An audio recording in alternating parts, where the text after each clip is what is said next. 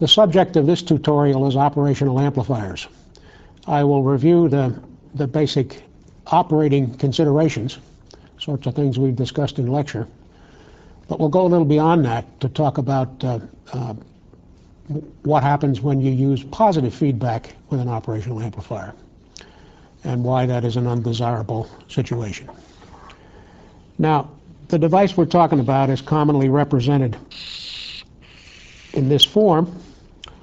There's an output voltage, V sub O, which is measured with respect to ground. So this is plus to minus for V sub O. There are two inputs, one of them marked plus and one of them marked minus. The voltages at these inputs are, for the minus terminal, V minus, and for the positive terminal, plus to minus, V plus. We describe the amplifier crudely as having a gain A. A is a number without units. It is the ratio of voltage to voltage, dimensionless number. The amplifier requires symmetric power supplies to operate, commonly plus 15 volts and minus 15 volts. These voltages, of course, measured with respect to ground, and the amplifier needs a ground. Now, carrying around the notations of voltages, supply voltage, power supply voltages, and the grounds as reference for V plus, V minus, and V zero, simply complicates matters. So instead of representing the amplifier in its full glory, so to speak, we commonly omit the power supplies and the ground symbol and the ground references on these voltages, and this is just the output voltage. Keep in mind it's with respect to ground, and the two input voltages, V plus and V minus, both measured with respect to ground, and a gain crudely of A. So that symbol, leaving out the power supplies and leaving out the ground references, is the way we commonly symbolize an operational amplifier in a circuit. Now, the device is a differential amplifier. That is, the output is not dependent on V plus alone or on V minus alone. It is dependent on the difference between V plus and V minus. You've seen a demonstration of this in the lecture. If we approximate what that demonstration resulted in, it gets you a curve relating the output voltage, V sub O, to the difference between the input voltages. So the transfer characteristic of an operational amplifier looks about like this. The x-axis is V plus minus V minus, the difference between those two voltages. The output axis is V sub O. Let me repeat this down here. It's a little too close to the edge. This is V plus minus V minus. Is the voltage on the horizontal axis. It's V sub O on the vertical axis. And the curve for the typical device looks something like this. It flattens off in both directions. If the supply voltages are plus and minus 15, the flattening off may occur at 13 or 14 volts. Let me just say 13 for the moment, plus and minus 13. And simply represents the fact that you cannot drive the amplifier in either direction further than the supply voltage. The slope of this curve around the origin is very large, and we can approximate the curve around the origin by saying that the output voltage, V sub O, is equal to A, the gain, times the difference between the inputs, V plus and V minus. A is the voltage gain of the amplifier, the basic amplifier.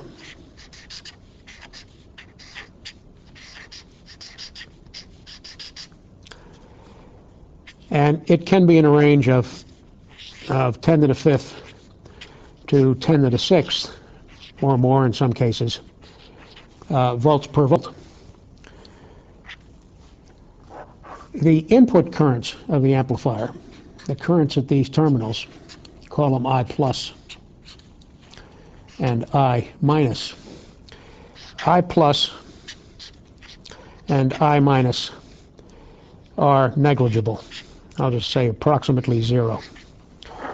They are in the picoampere or less range and are typically inconsequential for any actual application of the op-amp.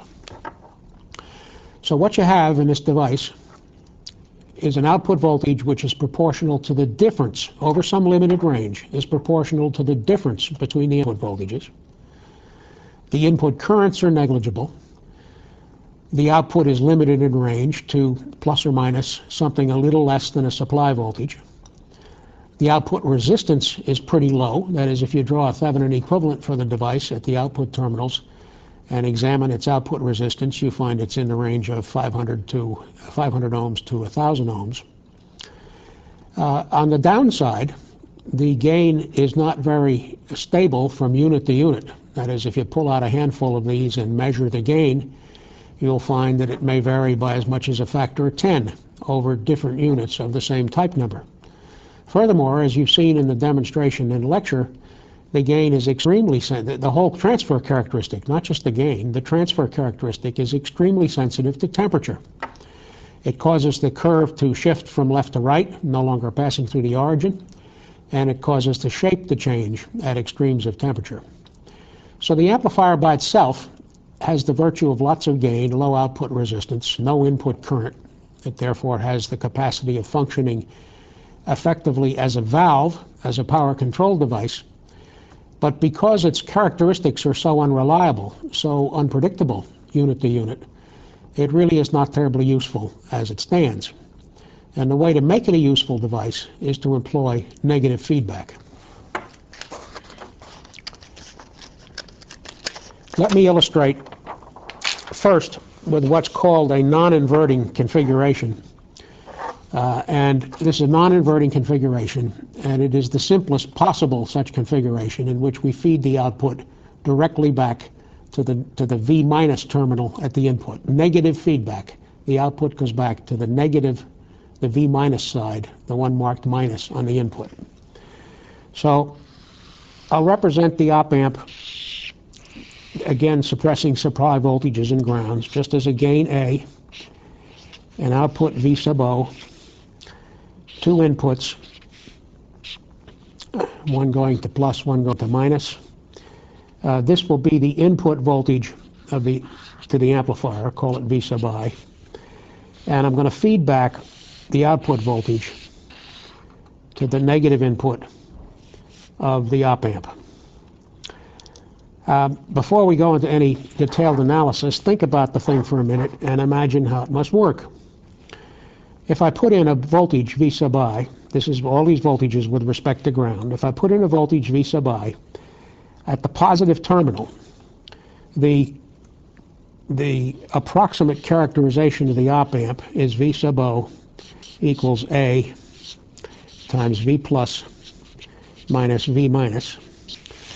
So if I make V plus positive, the output will become positive also, multiplied by some big number. So the output becomes very positive. That drives the V minus terminal positive with respect to ground. And in fact, this continues until the difference between V plus and V minus is very small. When that difference gets small enough, the output voltage, V sub O, is approximately equal to the input voltage. That is, the difference between these voltages, which is the output voltage divided by a big number. The output voltage limited to plus or minus 13 or 14 volts, the gain perhaps 10 to the fifth, meaning that the difference between these is limited to something in the range of tens of microvolts. Very small differences between these two terminals when this thing has settled down, which forces the output V sub O to be approximately equal to the input. That is, for this configuration, which is the basic non-inverting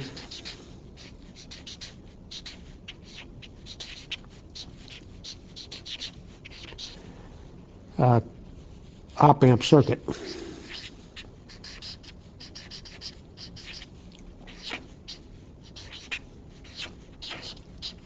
For this configuration, V sub O, the output voltage, is approximately equal to V sub I. And this approximation is accurate to within tens or hundreds of microvolts. Now, how would we analyze this thing to be a little more specific about the input-output relationship? This circuit symbol, this simplified circuit symbol, implies a voltage source within the op-amp. That is, it implies a voltage-dependent voltage source tied to ground at one end and tied to the output terminal at the other end.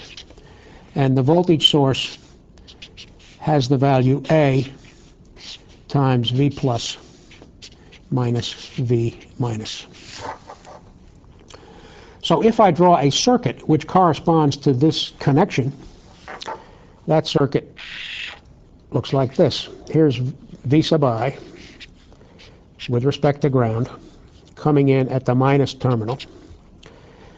The plus terminal, I'm sorry, coming in at the plus terminal. The minus terminal is connected around to the output of the amplifier, where V sub O appears. And there is a dependent voltage source, one end grounded. This is plus to minus A times V plus minus V minus. And this is what drives the output. Well, if we write a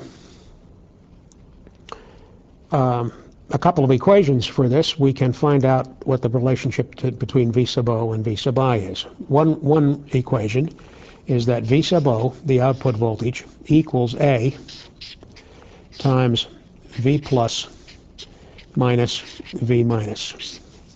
However, in this case, V plus is just V sub I. V plus equals V sub I, the input voltage, and V should be minus, apologies. V minus is just equal to V sub O. If I substitute those values into this equation, I get V sub O equals A times V sub I minus A times V sub O. Take this V sub O to the other side, factor it out, leaves me with V sub O times 1 plus A, then divide it through, and finally I get V sub O over V sub I, dividing through by V sub I as well, is just A over 1 plus A. Now, if A, as we have said, is very, very large, very, very large, 10 to the 5th, 10 to the 6th, clearly this 1 in the denominator matters not very much, and V sub O over V sub I, the input-output relationship of the non-inverting basic circuit, is just 1. The gain is 1. Now, going to all this trouble to obtain a circuit with a gain of 1 may seem not very fruitful. But bear in mind that the gain is obtained with no current drain from the input signal source. That is, V sub I has to produce no current because the current at the input of the V plus terminal is negligible. Bear in mind also that the Thevenin equivalent output resistance is small. In fact, it's a good deal smaller than the 500 to 1,000 ohms that I mentioned earlier because of the feedback. So you get an output voltage which is a replica of the input, but you get it from a very low resistance source, low Thevenin equivalent resistance source. You can produce lots of power at the output, can generate significant amounts of power, and you do it with very little or negligible power requirement at the input. The fact that the voltage gain is only 1, because I fed the output signal directly back to the input, is easily circumvented by using a voltage divider at the output to feed back only a portion to the input. If I take the same circuit, V sub I, comprising the positive input to the op amp, representing the op amp by its circuit equivalent, plus to minus A, V plus minus V minus. The output, V sub O, the negative terminal here, and I take the outputs to a voltage divider, these resistors being R1 and R2, and feed back the center point of the divider to V minus. Still negative feedback. I'm taking now only a portion of the output and feeding it back. If you look at this from an intuitive point of view and go through the thought experiment once again of saying what happens when I make V plus positive, if I make that positive, the immediate tendency is to make V0 very much more positive, more by the factor A. But a portion of V0, a portion equal to R1 over R1 plus R2, is fed back to the input. So the input starts to becomes positive as well, positive with respect to ground, the reference point, reducing the difference between the two input voltages.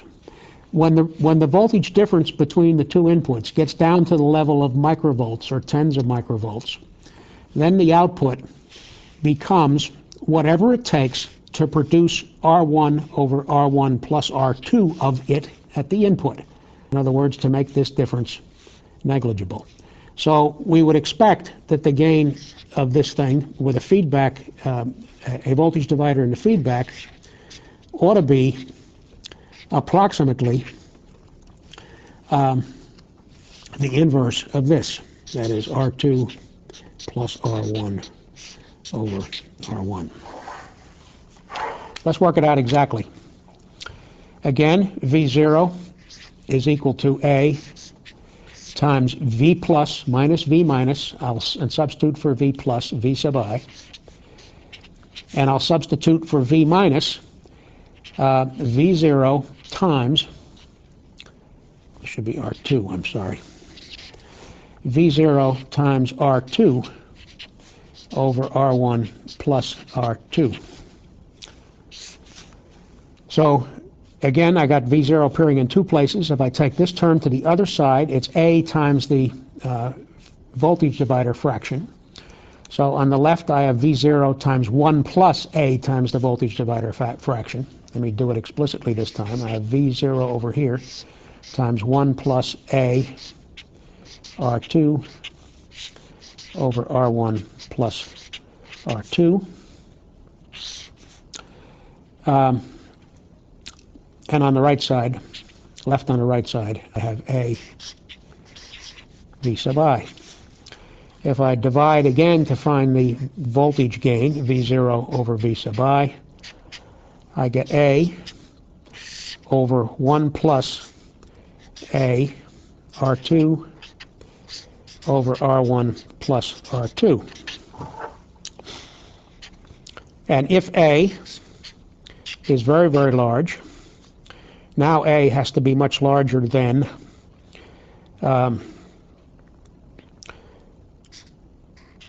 R1 plus R2 over R2. If A satisfies that condition, this is approximately R1 plus R2 over R2, which confirms what we got by reasoning about it intuitively up here. All right, now we've looked at the device with a voltage divider and the feedback, which allows you to achieve a gain of whatever value you wish within limits. You can't get too close to A. You can't get too close to A. A being much larger than this ratio means that this term in the denominator is large compared to 1, which is what allows this approximation. So in this circuit, A is going to be, if you want a gain, say, of 1,000, and I make that ratio R1 plus R2 over R2 equal 1,000, then A times the reciprocal of that is still the order of 10 to the third or so, and that's large compared to 1, and the approximation is still pretty good. For any gain which is in the range of 100 or less, it's really excellent. So with this voltage divider in the feedback loop, we can achieve a voltage gain of an arbitrary value where that value is set only by resistive values. And if you want a gain that's, say, precisely 10 for some purpose, you simply use resistors which have a degree of precision that assures you that that ratio is within some degree, whatever you decide, some degree of precision of 10, R2 over R1 plus R1 plus R2 over R2. You choose the resistors to be appropriately precise. So using negative feedback around the op amp allows you to achieve a stable gain and also gives you the advantages of an operational amplifier, but with a stable gain that is not dependent at all, to first order, on the unstable aspects of the operational amplifier performance. There are another couple of aspects of op amp performance that are important and you should understand. And to illustrate these, let me go back to the simplest configuration where I feed back all the output to the input. You can extract from that the differences if you put a voltage divider in the feedback loop. Let's assume now that the circuit model for the op amp, still this configuration with an input of V sub I and an output of V sub O, only this time, in addition to the basic voltage gain making character of the op amp, which produces V sub O, and I feed back V sub O in its entirety to the negative terminal, negative feedback. In addition to this part of the circuit, let me introduce another voltage source, minus the plus, and call it V sub N, representing noise in the generated in the operational amplifier. And let me also introduce a resistance, R, out, which represents the Thevenin equivalent output resistance of the isolated operational amplifier. So I've introduced in the forward loop, that is between the operational amplifier voltage gain device and the output, both noise, which is could be generated inside the amplifier, and some non-zero, some finite output resistance. What do we get in this situation? Well, let's first analyze for the noise. First, look at the case for the noise generator, that voltage source up there that represents noise. I can ignore the voltage drop across R out because there's no current drawn in this circuit anywhere. No current flows in this circuit anywhere. We know that V sub O, in this case, V sub O equals A times V plus minus V minus plus V sub N, okay? It's the undesirable noise source. And furthermore, we know that that V plus is V sub I, and know that V minus is V sub O. So if I substitute, again, as we did in the first case, collect the terms in V0 and divide through by the factor which multiplies V0, I get V0 equals V sub I times A over 1 plus A, and the noise term gets divided by that same factor, 1 plus A. Well, this is the gain that we're interested in. This is the input-output relationship. And if I ignore this term, I'm back, of course, to what we had previously. V sub O over V sub I is equal to approximately 1, a unity gain situation. Note, however, that the noise term is reduced in magnitude at the output by a factor of 1 plus A. The consequence of the negative feedback is to reduce the significance at the output of noise generated in the op-amp.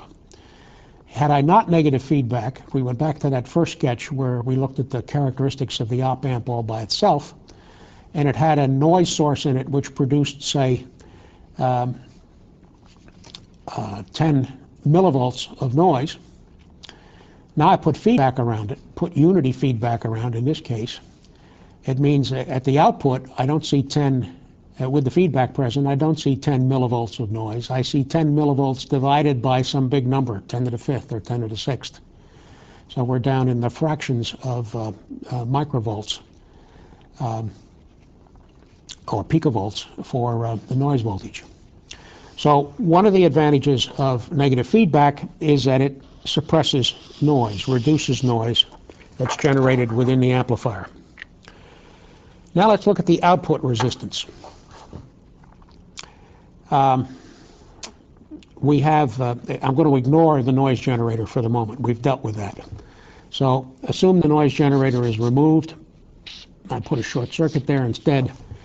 Let's look at what the output resistance will be of this circuit with feedback. Now, in order to measure the output resistance, remember this output voltage is defined with respect to ground. In order to measure that, the simplest way to find the Thevenin equivalent output voltage, output resistance, is to attach a source and compute the ratio of voltage at these terminals, which I'll call V sub t, to current at this terminal, I sub t. And if I sub t. And if I take the ratio V sub t to I sub t, that, by definition, is the Thevenin equivalent output resistance of this amplifier, assuming that I short the independent source out here. In other words, for this calculation of resistance, I'm going to set the input voltage to 0, replace that source by a short circuit. Two ways I can go at it. I can make this a voltage source and calculate the current, or I can make this a current source and calculate the voltage. It really makes very little difference in this simple case. Let me make this a voltage source of value V sub t. V sub t, this voltage at the output terminals, and calculate the current.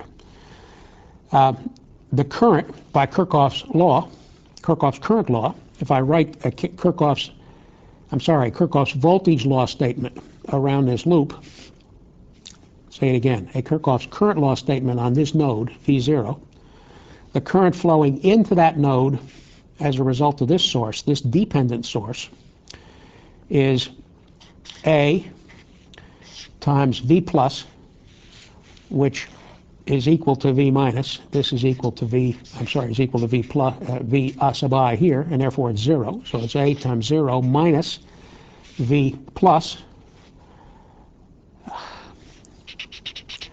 Saying one thing here and writing something else. It's V plus minus V minus, of course. Minus V minus. V minus in this case is V0.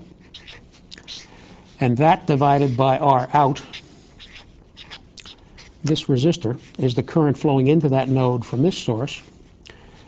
The current flowing into the node from this source, I'll make this a current source instead. It's easier. Let's make it I sub t. The current flowing in from that source is I sub t. So I'll solve this now for V sub O. That's very easy. Take it to the left side, I get A times V sub O over R out plus I sub t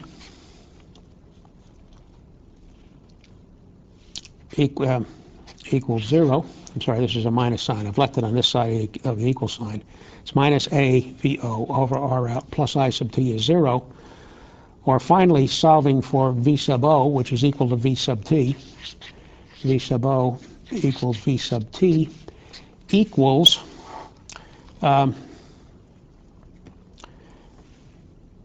I sub t times R out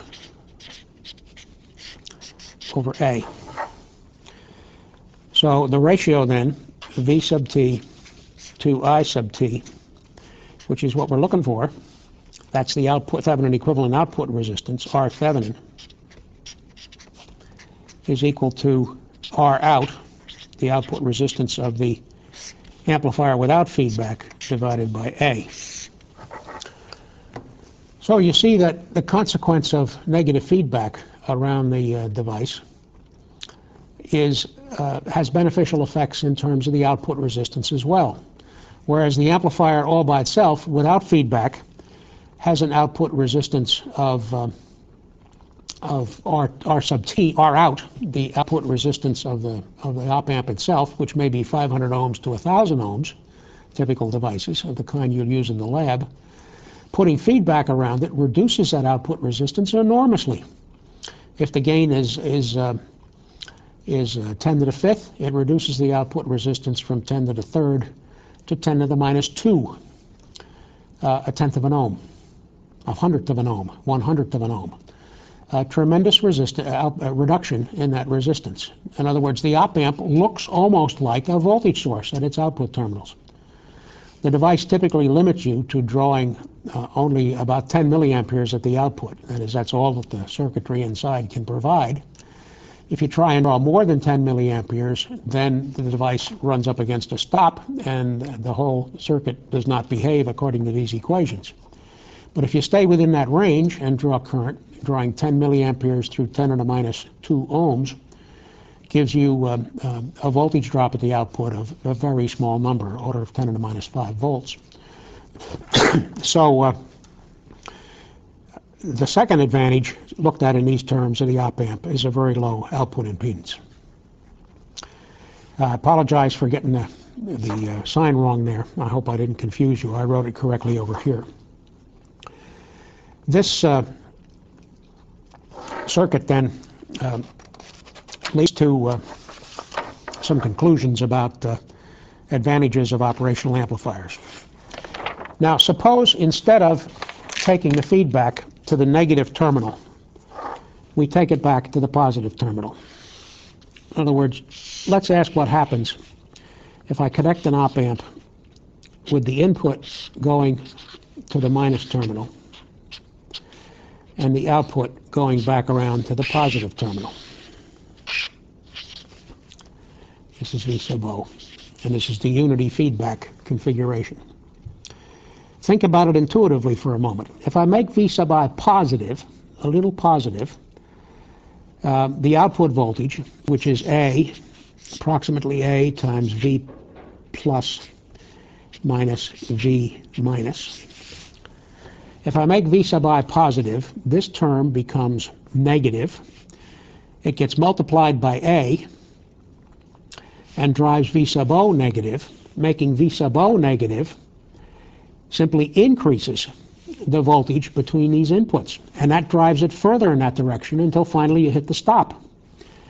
So intuitively, it appears that the circuit will not work. What do the equations say? Well, the output voltage is equal to A times V plus, which is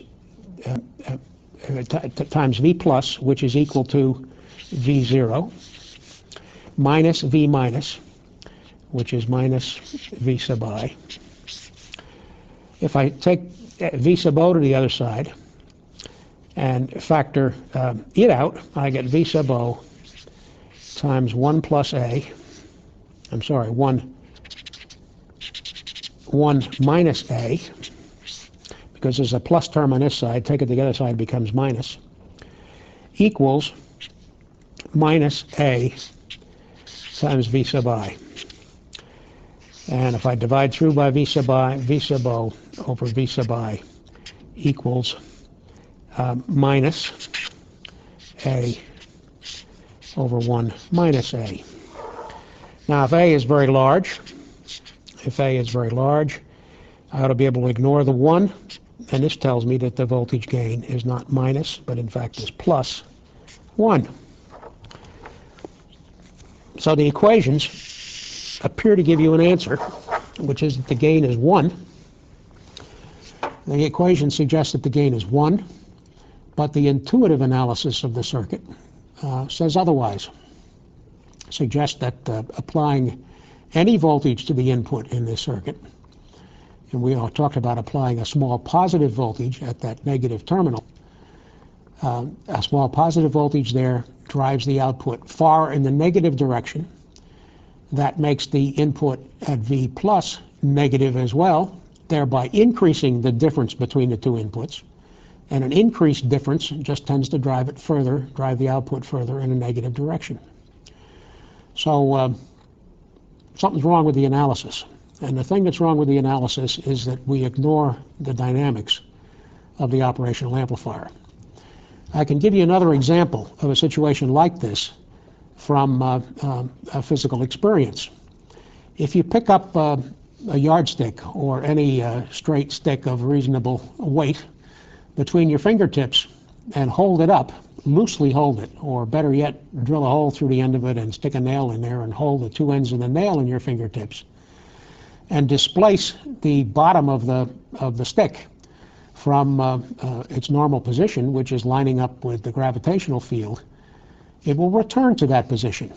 It may wiggle back and forth a little bit until air resistance or the resistance of your fingers or the nail dissipates that energy, but it returns to a vertical position. If I do this with a stick on a pivot up here, so here's a pivot, and I have a stick that looks like this, and I push it off to one side, like that, and let go, it'll come back. It may oscillate around here, but it comes back. If I take that stick and turn it upside down, in principle, it should balance in that position. If I get the line from the center of gravity of this stick running straight through the pivot point, it'll stay there. But give it the slightest deflection one way or the other, and it will, of course, swing around and end up hanging down in this position. So the case of a thought experiment, which you can do as a real experiment with any piece of wood longer than a few inches, or anything longer than a few inches, gives you a sense of why the equations in this case tell you something that physically is untrue. That is, this equation is predicting an equilibrium with the output equal to the input. And if you look at the circuit and say, suppose the input equals the output, if these two are equal, then equal except for a few microvolts to produce some output V sub O. If they are equal and the fed back voltage is just a few microvolts larger than this voltage V sub I, then the output could in principle sit at this value until you disturb it. And as soon as you disturb it, suppose you do something to slightly reduce this output voltage. If I slightly reduce it, that means this point becomes a little more negative. If it becomes more negative, it tends to drive the output voltage more negative, and the thing runs up against the stop. A second example of where you can see a physical situation that would observe this kind of behavior is a roller coaster. If I have a roller coaster with a dip and a couple of peaks, and the coaster car, represented by a ball, is down here at the bottom, and I give it a push in either direction, it returns to that point. If it's up at the top and I give it a push, it either flops down to this point or runs down to the bottom of this hill.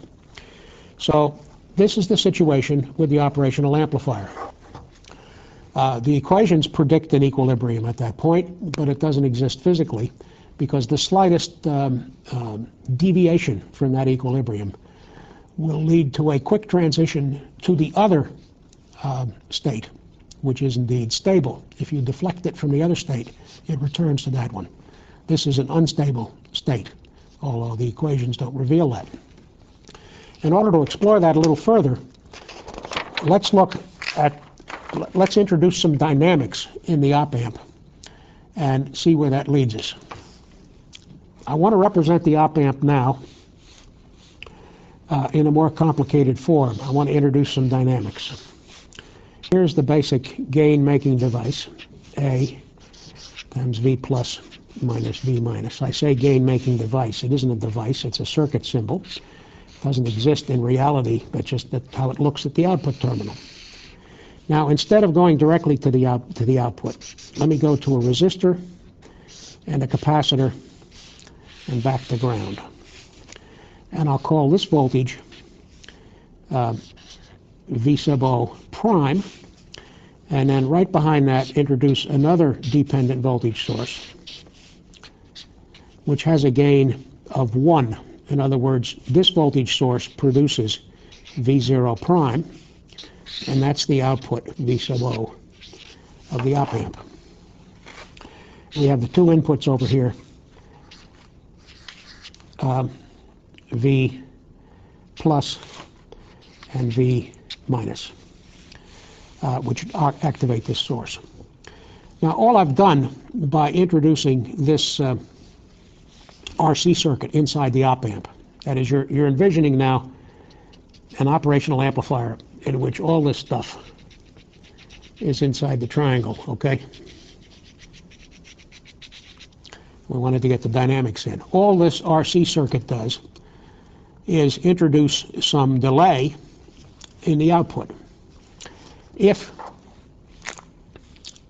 I consider an input, consider making V plus minus V minus equal to V u to the minus 1 of t. That is a unit step occurring at the origin. So that the input voltage is a step of value V occurring at t equals 0. If we consider that situation and ask what is the voltage V0 prime versus time, this is V0 prime. This is a situation you're familiar with. This is, in fact, the circuit that we used some time ago in introducing the delay that was caused by the gate-to-source capacitance of a MOSFET. This RC circuit is your basic low-pass filter. And instead of the output voltage V sub O prime, instead of V sub O prime rising instantly to something proportional to the input, it rises with a time constant. It's a single time constant, first order circuit.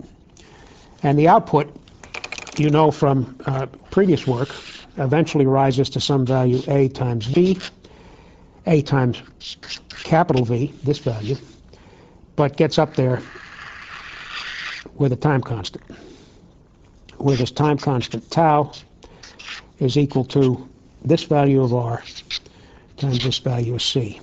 It's equal to R times C.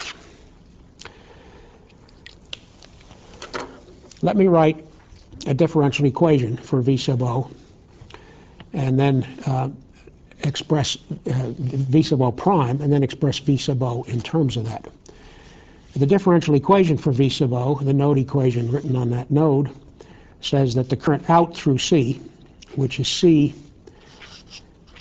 dV0 prime by dt, plus the current out through R, which is V0 prime minus A times V plus minus V minus, divided by R, must equal 0.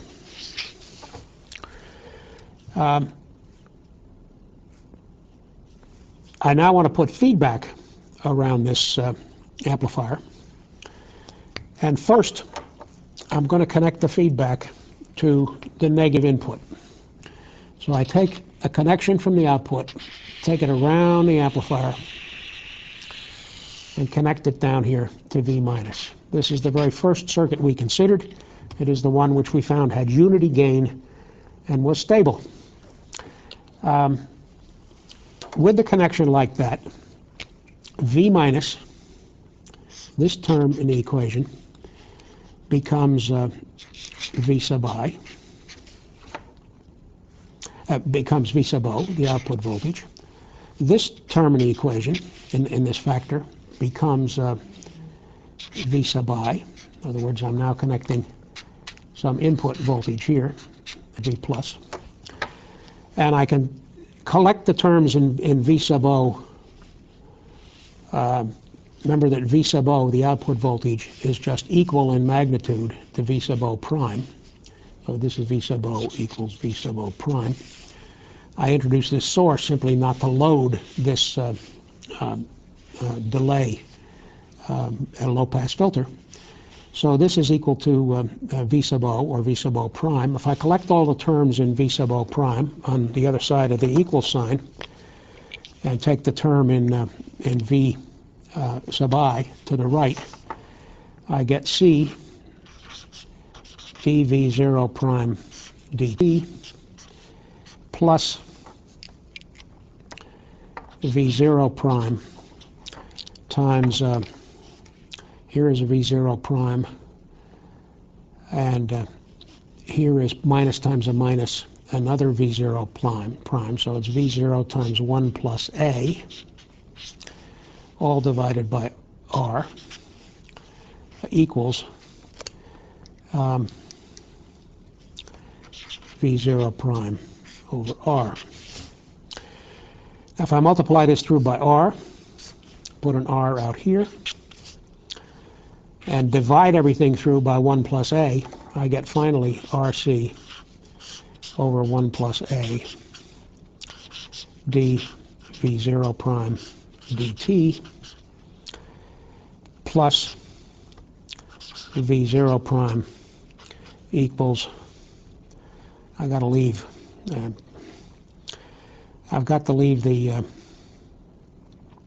the prime off in the feedback loop. So let me take the prime. Remember that V0 prime is just equal to V0. I'll take the prime off here, forget the prime there, and forget it there and here, and write this just as V0 equals V sub I over 1 plus A. With or without the prime, it doesn't matter. I could leave it in or take it out. But the voltage V0 now, this equation you're familiar with, rises exponentially to equal the input voltage divided by 1 plus A.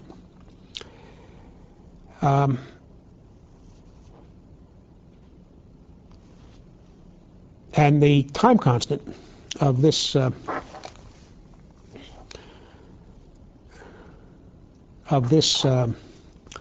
rise is not RC, as we might have expected from up there. It's RC without the feedback. But when I put the feedback on, it becomes RC divided by 1 plus A.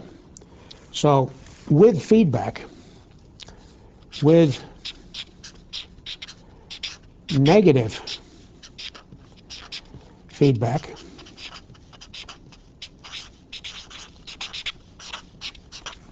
this becomes RC over 1 plus A.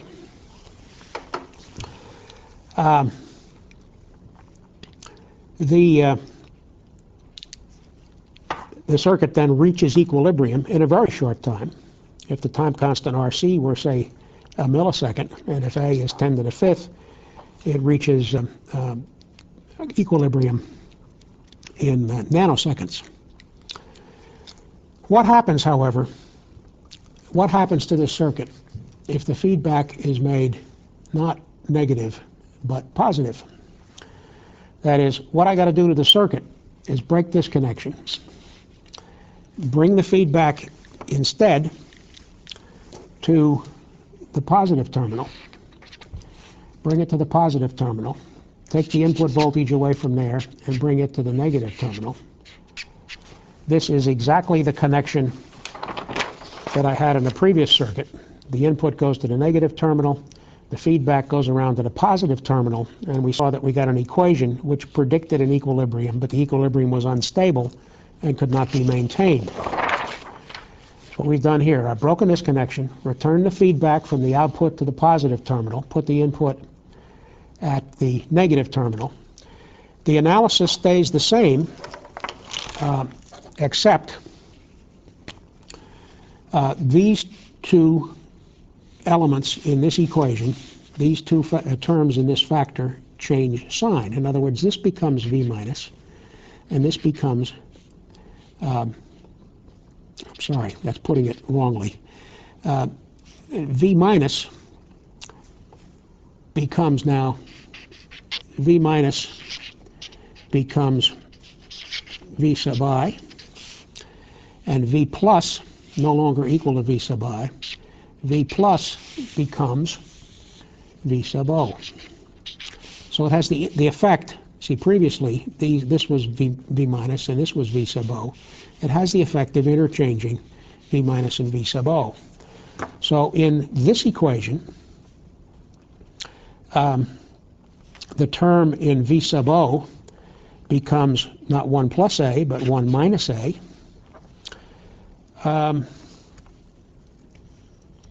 And the term in V sub O, staying on the right, comes minus. When I multiply through by R and divide through by 1 minus A, this becomes 1 minus A, and this becomes 1 minus A. Now, A is a big number, so RC over A, ignoring the 1. A, much, much bigger than 1. Ignoring the 1, RC over A is negative.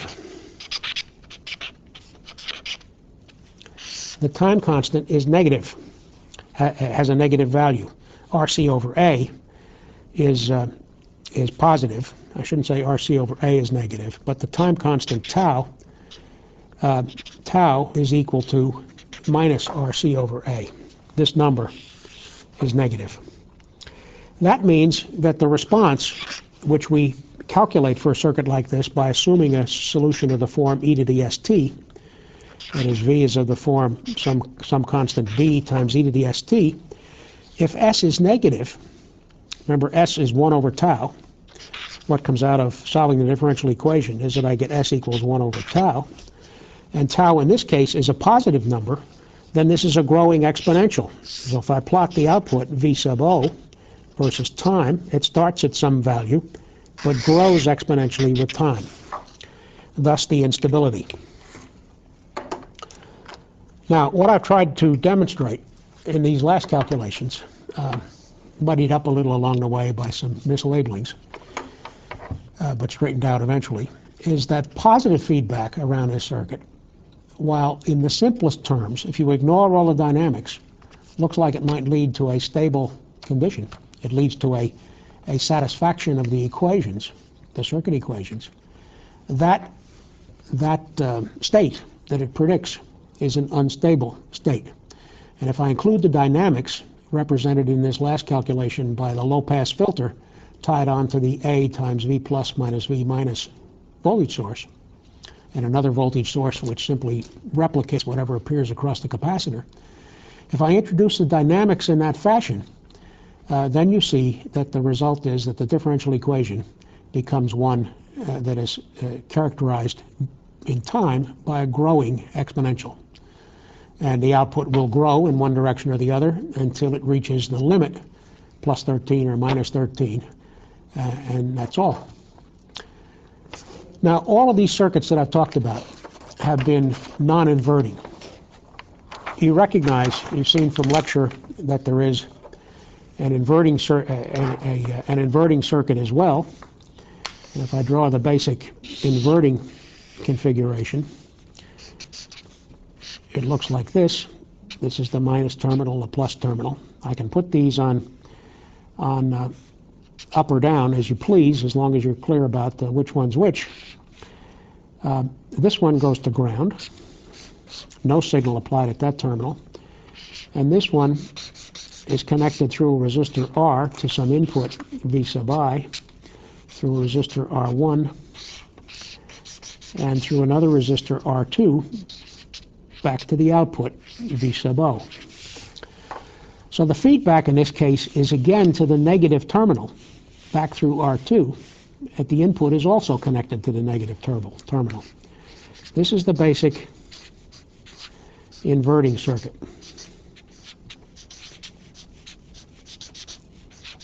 Or inverting op-amp configuration or circuit. Okay? Now, the analysis of this works just as it did in the inverting, the non-inverting circuit. I can write that the output voltage, V sub O, is equal to A times V plus minus V minus. In this case, V plus is set equal to 0. I ground that input. I have to calculate V minus. Best thing to do it by superposition. So first I'll write the component of V minus, which is the component of V minus, which is due to the input V sub I. V sub I times R2 over R1 plus R2. That is, doing this by superposition means that I force this voltage to be 0, apply a voltage here, and ask what shows up at V minus. Well, it's a simple voltage divider. R2 over R1 plus R2 multiplied by V minus is the voltage here. The component that results from V0 is plus V0 times R1 over R1 plus R2. Force this to be 0, apply a voltage here, and ask how much of it shows up at the minus terminal.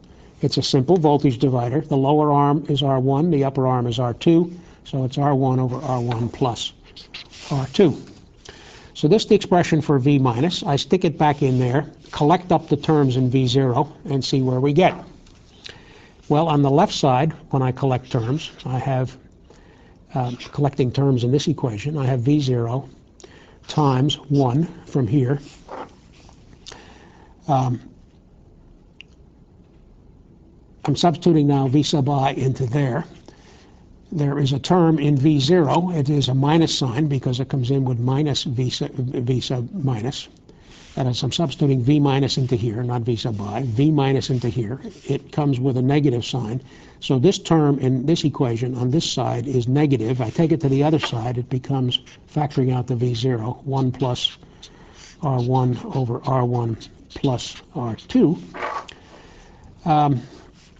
And then on the right side, putting this term in for as part of V minus.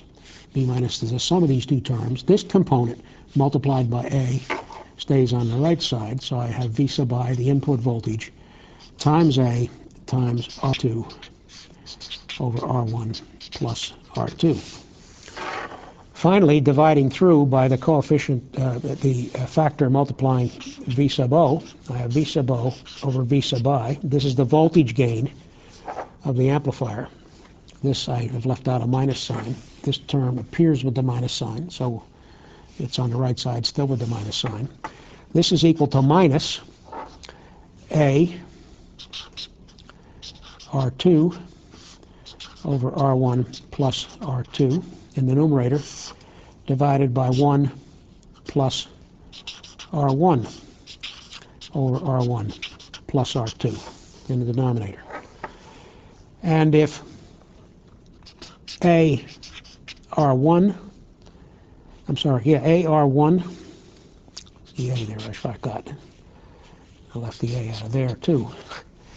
AR1 over R1 plus R2 is much, much greater than 1. Then I can ignore the 1 in the denominators.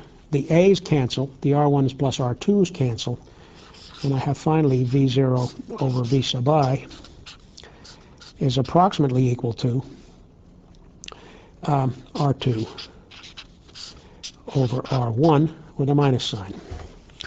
So it is an inverting amplifier, and it has a gain, voltage gain, magnitude of the gain determined by the ratio of these resistors. Look at the circuit from the point of view of a more intuitive explanation. I put a positive voltage on here. Let's assume this is 0 for the moment. I make V sub I positive. That produces some small positive voltage at this terminal, some lesser positive voltage, less than this one. That tends to drive the output in the negative direction, making this positive, makes V0 go negative. V0 goes negative, it starts to draw current from this node through this resistor, pulling down the voltage at this point. And finally, when the voltage at this point gets down just a few microvolts from 0, the thing is in equilibrium. There's a little tiny positive voltage here, there's a significant negative voltage here, and the ratio V0 to V sub I is just determined by the ratio of these resistors, because I have to balance the current flowing in through R1 with the current flowing out through R2. In other words, looked at in those terms, the current in through R1, V sub O over R1, has to equal the current out through R2, and the current out through R2 is minus V0 over R2, and dividing these out, cross-multiplying, brings me back to the same relationship. So thinking of the voltage of the op-amp as if it had an infinite voltage gain, and asking what is required to reduce this difference to 0, allows you to express the voltage gain relationship directly without going through the analysis. Now, in all of these cases in which I have derived a relationship with A in it, and later said, let's let A be very large, allowing us to ignore 1 in the term 1 in the denominator. In all those cases, what I'm saying in effect is that the loop gain, the gain around the negative feedback loop, the loop gain is much, much greater than 1.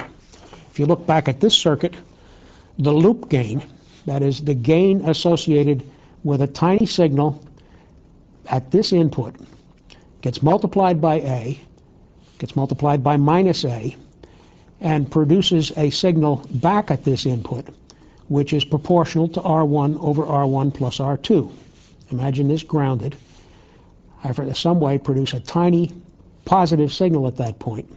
It produces a much larger negative signal at this point. That feeds back a piece of it through the voltage divider, tending to restore this to 0. If you think of it in those terms, this factor, A times R1 over R1 plus R2, is the loop gain. The gain around the closed loop.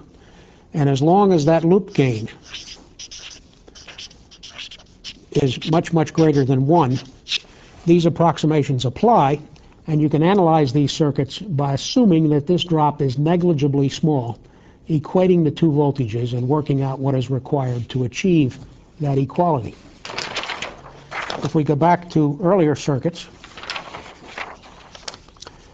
here we assumed loop gain was greater than 1. In that case, it's unstable in any case.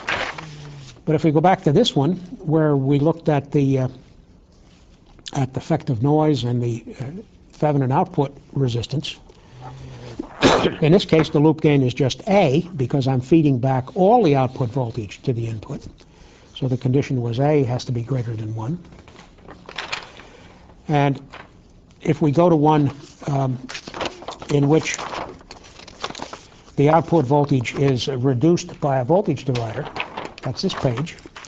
If we go to this one, the loop gain from a very small voltage here at the negative terminal, multiplied by minus A, multiplied by minus A, reduce it by the ratio R2 over R1 plus R2, and feed it back.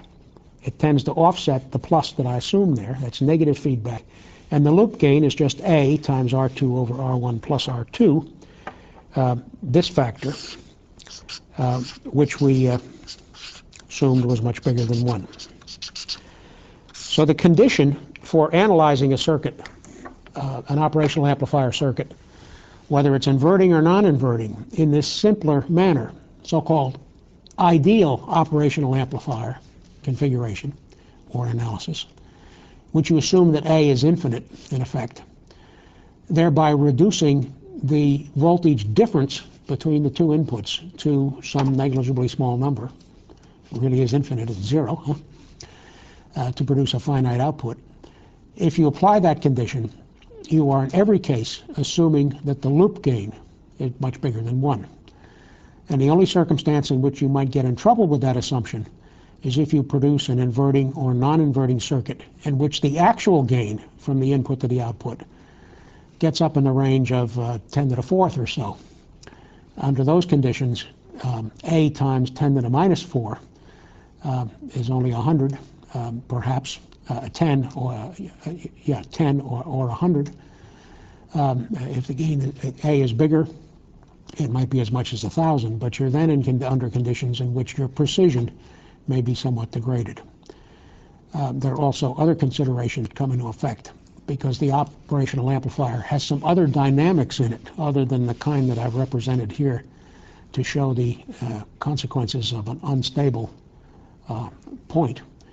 The amplifier has other dynamics in it, which for large enough realized gains, that is for feedback circuits which tend to produce large gains, can in fact lead to instability even with positive feedback. What happens is that the operational amplifier shifts the phase, considering an AC signal, shifts the phase of the signal by enough, by as much as 180 degrees, so that what you think when you draw the circuit is negative feedback actually becomes positive feedback. And under those circumstances, you have an oscillator, something that produces an output with no input. Thank you very much.